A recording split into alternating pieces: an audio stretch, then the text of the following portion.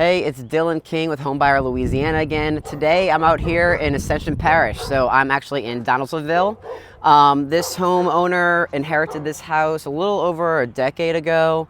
Does some plant work here, but mainly resides in Texas. So it's just an old family home, and he's not taking his contracts for his plant work here. So he just wants to get it off of his hands. Right now he's doing the like weekly rent with, coworkers from the plant.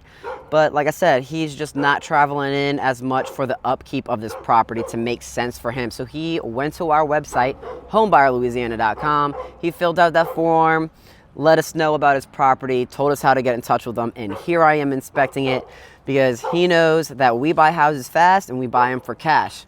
He actually was even asking me, like, hey, what are some things that they might want us to fix? That way we can see this thing through. And I was able to give him the good news. I told him, we don't want you to fix anything. We don't want you to put another dime in this property if you don't want this property.